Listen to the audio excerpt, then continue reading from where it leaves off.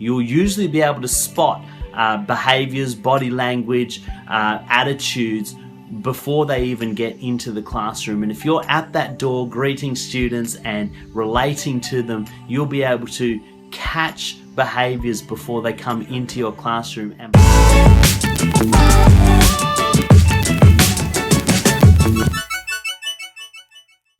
Welcome to the Calmer Classrooms channel. I'm your host Tarun Stevenson, where we are all about helping teachers establish and maintain positive behaviour in the classroom. You can catch us on YouTube, Facebook, Instagram, or your favourite podcasting app. So make sure you subscribe and follow so that you don't miss any of our episodes. Alright, here's the latest episode. Let's get into it. I want to give you 5 starting routines or ninja tricks that you can use to get a calmer classroom, a more productive classroom with your students.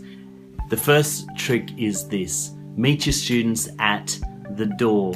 Make sure that you are well prepared before your lesson, that you are not setting up when they're coming to the door, but you can actually stand at the door and greet them and be ready for them. The reason I suggest that you meet them at the door is this: relationship is absolutely paramount to effective behavior management. Meeting your students at the door is a really effective way of building relationship. It gives you an opportunity to greet them, smile at them, find out about their weekend, find out about what they did at lunchtime, talk to them about their hobbies.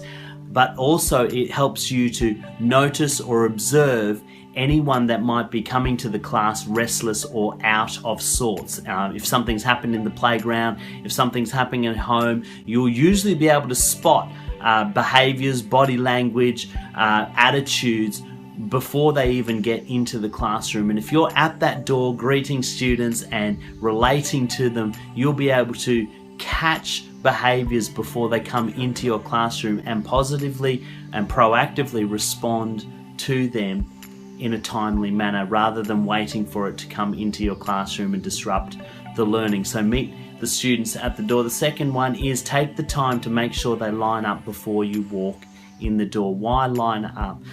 Lining up is something that I recommend whenever I work with teachers in the behaviour space, and the reason for that is this: it is a routine or it is a ritual of readiness. So it gives them an opportunity to reset from whatever they were doing before they came back to the classroom, where they're able to get ready, get their books out, get their pens out, calm down, show that they are ready to enter the classroom. If you've got them lined up facing the front in an orderly fashion, you'll very quickly be able to tell the students that are not ready for learning, the students that are not ready to enter the classroom appropriately.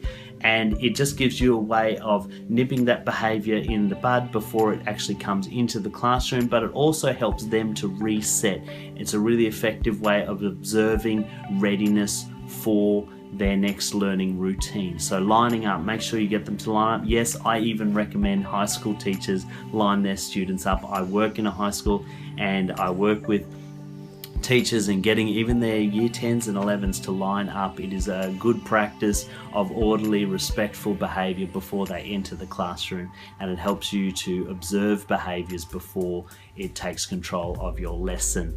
The third thing I recommend you do is to explicitly teach and enforce an entering the class routine. So whatever your entering the class looks like, explicitly teach them how to enter the class appropriately, walking in the class quietly, putting your bags at the back of the classroom, putting your books down at the table. Whatever the expectations for your routine is, make sure that they are entering the class in an orderly fashion.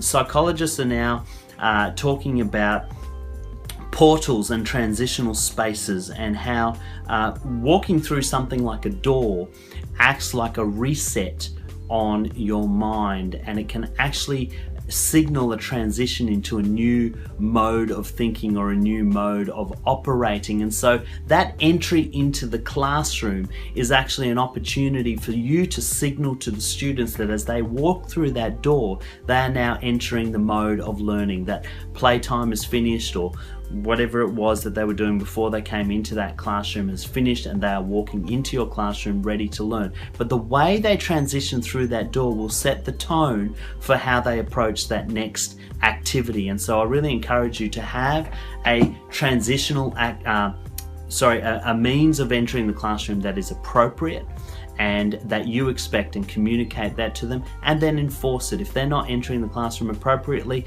exit them back to the door and get them to walk through that door in an appropriate fashion. The fourth thing that I really advocate for is for a starting routine, and preferably a starting routine that is a calm down routine. Whenever I have classes coming in from an activity like say lunchtime, or whether they're starting in the morning, often the children will be hyped up, they'll be excitable, and so to have a routine that actually helps them to calm down, to center themselves, to get themselves ready for their learning. So for English, for example, or if it's a literacy type subject, you might get them to do 5 minutes of silent reading just to center themselves, to get themselves focused on their learning.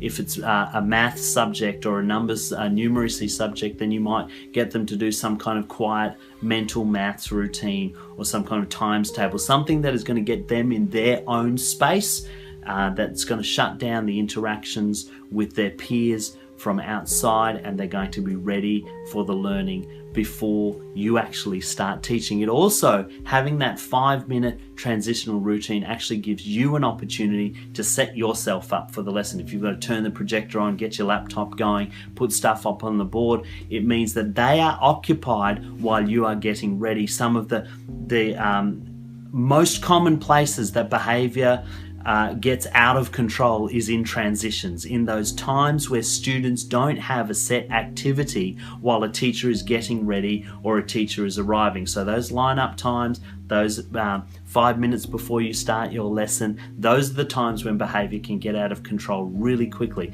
And so if you've got that established starting routine, it will help you to manage that. And number 5, before you even start the lesson, before you give your instruction, make sure you have an attention-grabbing practice. Don't try and teach or give instruction over talking or over students who are not paying attention to what you're saying, because inevitably what will happen is students will not listen to you, or they will not hear you, and then you'll get frustrated because they didn't hear you, and then you'll have to repeat yourself, or they won't know what the work is. So make sure you've got that attention-grabbing mode. Now, depending on the age of your children and depending on your personality type, there are dozens of attention-grabbing rituals or activities. You might do the clapping thing. You might hold your hand up in the air and wait for them to be silent. You might do something like class, class, class, and they have to respond with yes, yes, yes. You might stand in a corner and count down from 3, 2, 1, and then they have to be pencils down looking at you. Whatever your starting routine and attention-grabbing ritual is, it doesn't really matter. Just find something that works for you and make sure you use it every time. So there's my 5 ninja tips for making sure you start every lesson calm, with focused students who are ready to learn. So that was meet your students at the door, spend the time to get to know them, observe behaviors before they get into the classroom. Make sure they line up. Take the time to show you respect, to show that they are ready to learn and ready to enter the classroom.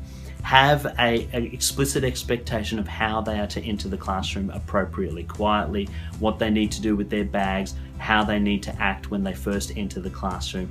Have a starting routine or a starting ritual, something quiet, something that's going to center them, something that's going to get them focused on their learning and transitioning to that new place and giving you time to get yourself set up for your lesson. And the 5th thing is make sure you've got an attention-grabbing signal, something that is going to get them stopping what they are doing and focusing on you, so that when you talk, they're actually going to be listening and they're actually going to hear what you say and be able to act appropriately on it. That's 5 ninja tricks that I hope helps you. Thanks so much for tuning in. I hope you got a ton of value out of that. Don't forget to like, comment, and share with somebody who you think will benefit. We've got a range of online courses, workshops, and also bespoke training for schools and teachers. So if you'd like to find out more, click on the link calmerclassrooms.today and follow us on Facebook, Instagram, YouTube, and your favorite podcasting app. Until next time, I'm Tarun Stevenson for Karma Classroom.